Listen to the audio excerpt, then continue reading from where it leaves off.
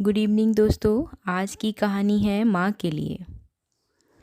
एक व्यक्ति जो कि अपने जीवन में काफ़ी सफल हो चुका था, एक दिन वह अपनी माँ के पास जाता है और बोला, माँ, आज जो कुछ भी मेरे पास है, मैं जिस सफलता की बुलंदियों को पा चुका हूँ, वो सब आपके अपार प्यार ममता की ही देन है। इसलिए मैं चाहता हूँ कि आपने जो प्यार दिया है, मैं उसका ऋण चुका सकूँ। माँ सुनकर आश्चर्यचकित हो गई और बोली, नहीं बेटा, मुझे अपनी ममता और प्यार के बदले कुछ भी नहीं चाहिए।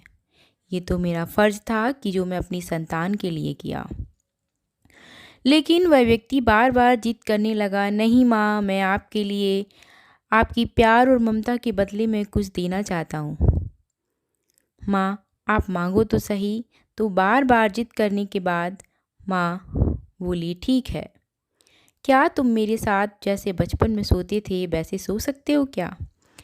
यह बात सुनकर व्यक्ति बोला, बस इतनी सी बात, तो ज़रूर मैं अपनी माँ के पास आज रात सोऊंगा।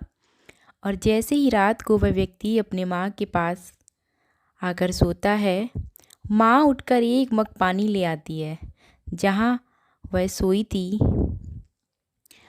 वहाँ पर वह पानी डाल देती है। धीरे धीरे पानी उस व्यक्ति की तरफ चला जाता है। फिर नमी से वह व्यक्ति परेशान होकर परेशानी महसूस करने लगता है, दूसरी तरफ खिसक जाता है। तो माँ ने फिर थोड़ा सा और पानी डाला, जिससे उधर भी नमी महसूस होने लगी। वह तुरंत उठ गया और अपनी माँ के हाथ में मग देखकर गुस्से से बोला, आप क्या कर रही हो माँ? मुझे सोने क्यों नहीं देती? आप मुझे बार बार मेरा बिस्तर गीला करके कैसे सुला सकती हो? तो वह माँ बोली, बेटा, जब तुम बचपन में मेरे साथ सोते थे, ऐसे ही तुम बिस्तर गीली कर देते थे। फिर मैं दूसरी तरफ तुम्हें करके खुद गीली स्थान पर सो जाती थी। तुम तो मेरे प्यार और ममता का कर्ज चुकाना चाहते हो, जो मैंने तुम्हारे लिए किया था। क्या तुम मेरे लिए थोड़ा सा, केवल एक रात के लिए गीले बिस्तर पर नहीं सो सकते? यदि तुम ऐसा नहीं कर सकते, और यदि तुम ऐसा कर सकते, तो मैं समझ जाऊंगी कि तुमने मेरी ममता का कर्ज चुका दिया है। माँ की बातें सुन उस व्यक्ति की आंखें खुल गईं और समझ आ चुका था कि जो माँ आपने न जाने कितनी रातों मेरी खुशी के लिए ऐसे ही गुजार दी, भला उस माँ का कर्ज मैं कैसे चुका सकता हूँ। वह अपने किए पर शर्मिंदा था।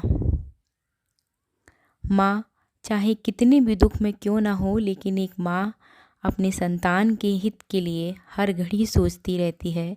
इसलिए हमें भूलकर माँ की ममता और प्यार का मोल नहीं लगाना चाहिए।